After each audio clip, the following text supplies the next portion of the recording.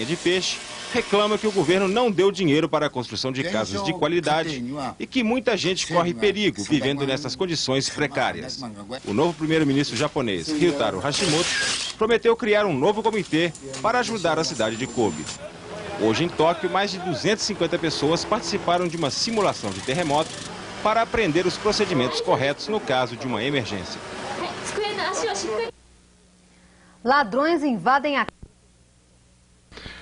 No caso, a Rede Globo sempre foi atacada pelos brisolistas. Questões que pareciam muito abstratas para os setores populares, como o monopólio da informação e a manipulação do Jornal Nacional, basta lembrar-se o debate Lula versus Collor, agora começam a ficar absolutamente claras.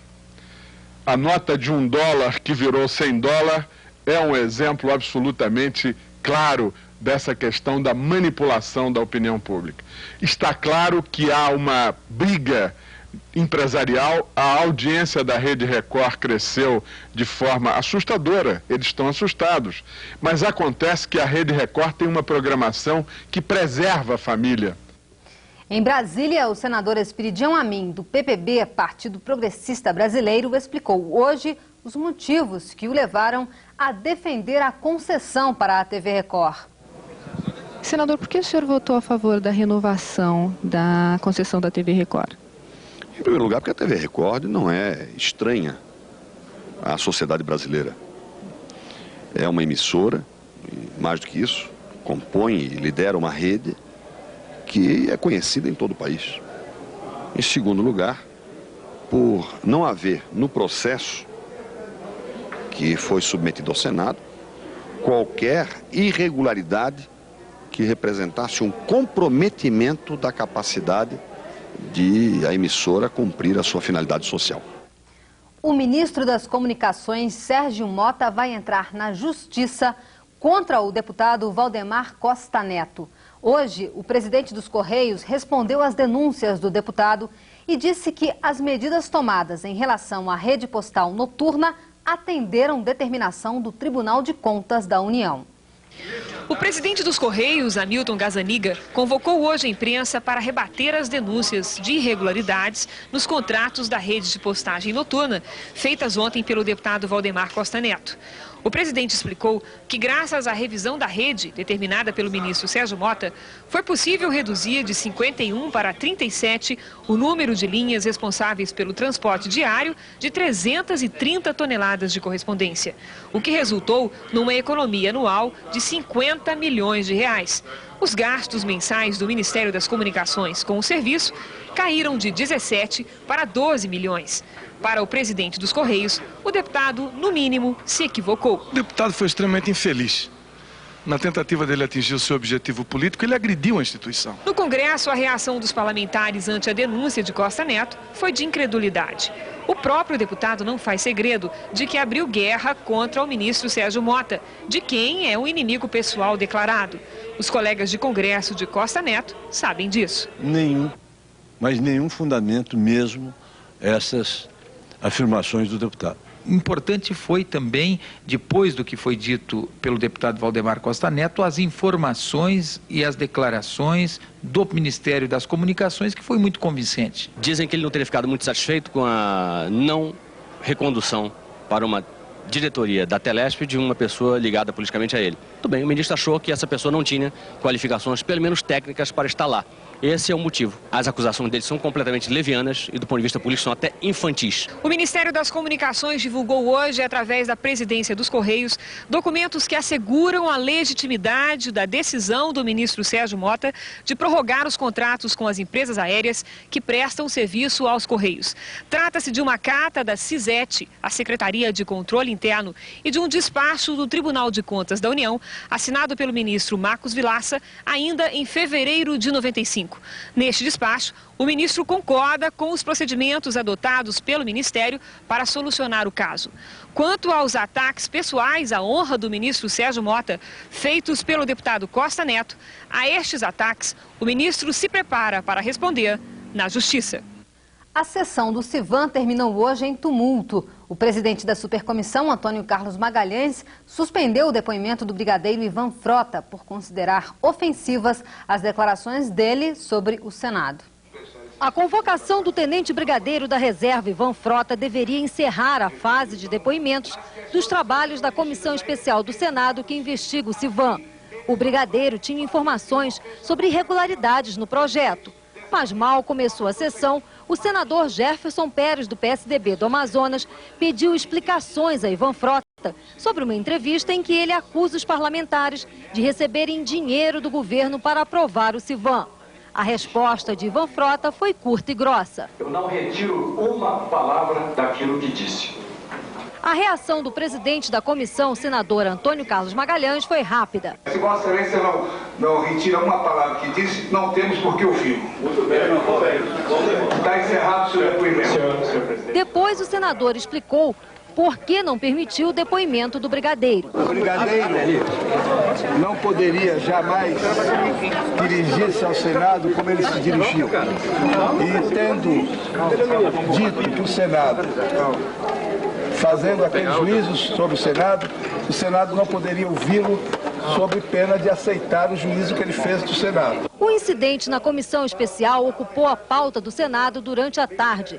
As opiniões sobre a atitude do senador Antônio Carlos Magalhães ficaram divididas. Eu acho que a reação do presidente da comissão foi uma reação justa e humana em defesa da instituição. O presidente da Supercomissão do Senado agiu de forma precipitada e até certo ponto desrespeitosa. Eu acho que nós convidamos uma pessoa, um cidadão brasileiro para ser ouvido, uma pessoa que tem profundo conhecimento sobre o projeto Civan e, no mínimo, nós teríamos que ter ouvido. O presidente do Senado, José Sarney, considerou as acusações de Ivan Frota ofensivas e perigosas. José Sarney pediu à Procuradoria-Geral da República a abertura de processo contra o brigadeiro por calúnia e por tentar tumultuar a ordem política do país. O Jornal da Record termina aqui. Uma boa noite.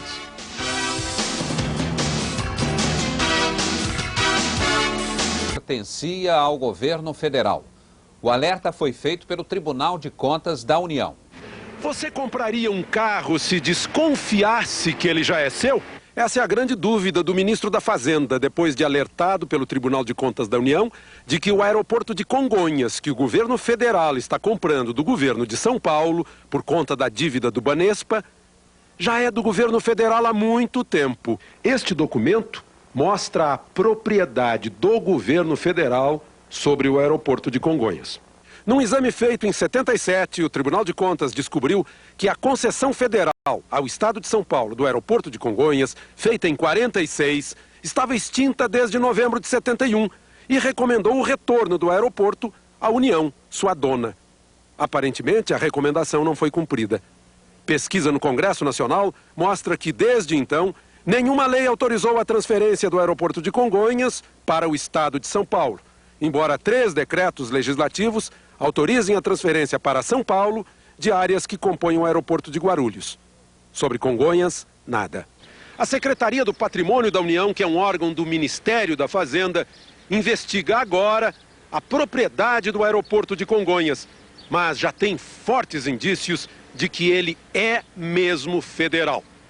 Só que, para fechar o acordo do Banespa, o ministro da Fazenda nem lembrou de consultá-la. Em São Paulo, a assessoria do governador Mário Covas informou que tem documentos para provar que o aeroporto de Congonhas pertence ao Estado. Segundo a assessoria, esses documentos foram apresentados ao Banco Central durante as negociações que resultaram no fim da intervenção no Banespa. Mas o Tribunal de Contas da União já informou à equipe econômica que essa discussão sobre a propriedade do aeroporto vai se tornar uma batalha judicial. O chefe de polícia do Rio Grande do Sul manda fechar a cadeia onde policiais presos tinham até a chave do portão. O Jornal Nacional mostrou ontem que os presos saíam do presídio até para comprar cerveja. Peritos do Instituto de Criminalística de Porto Alegre fizeram hoje o levantamento das condições do xadrez. Examinaram correntes e cadeados dos portões por onde os presos saíam. Os policiais passaram o dia na prisão. Por determinação do chefe de polícia do Rio Grande do Sul, o xadrez onde os policiais estão presos vai ser fechado ainda esta semana. Os policiais perdem os privilégios e vão sair daqui direto para presídios comuns. O pedido de transferência já foi encaminhado para a Justiça. A decisão foi tomada após denúncia feita ontem pelo Jornal Nacional. A reportagem mostrou que o xadrez, que fica na sede da Polícia Civil do Rio Grande do Sul, não tem nenhuma segurança especial. Os presos tinham telefone celular e as chaves da porta que dá acesso à rua. As pessoas que visitavam os presos também tinham cópias das chaves. Policiais presos tinham liberdade para sair e até fazer compras no supermercado. Os funcionários da cadeia vão responder a inquérito. Índios do Pará mantêm 4 funcionários da FUNAI como reféns. Eles exigem a presença do presidente da FUNAI para negociar a retirada de invasores da reserva Alto Rio Guamá, a 300 quilômetros de Belém. A reserva indígena do Alto Rio Guamá tem 270 mil hectares. Fica na divisa do Pará com o Maranhão. Nela vivem cerca de 2 mil índios de 4 tribos. A reunião foi na aldeia dos Tembé. Na chegada, nossa equipe foi recebida por mais de 700 índios, armados com tacapes e arco e flecha. Todos pintados para a guerra, inclusive as mulheres. A índia Verônica, a mais velha da aldeia, nos pintou com tinta vermelha para mostrar a todos que éramos amigos. Os 4 funcionários, um deles, o Wellington Figueiredo, vindo de Brasília para representar o presidente da FUNAI, conversaram com os índios numa maloca no centro da aldeia. A reunião foi tensa. Falando em tupi, a índia Verônica chegou a investir com a borduna contra os funcionários da FUNAI. Este outro índio, da tribo dos Guajajara, ameaçou usar o arco. Eles reclamam que a FUNAI só promete, mas não resolve o problema da invasão das terras deles, demarcadas em 1974. Os índios ficaram mais irritados porque os funcionários da FUNAI não tinham uma solução imediata. Aí, decidiram mantê-los como reféns e apreender o avião que os levou à aldeia, até que o presidente da FUNAI, Márcio Santilli, vá pessoalmente conversar com eles. Os índios também dizem que estão dispostos a atacar os invasores, mesmo que isso custe a vida de muitos guerreiros. O presidente da FUNAI, Márcio Santilli, enviou mensagem aos líderes Tembé.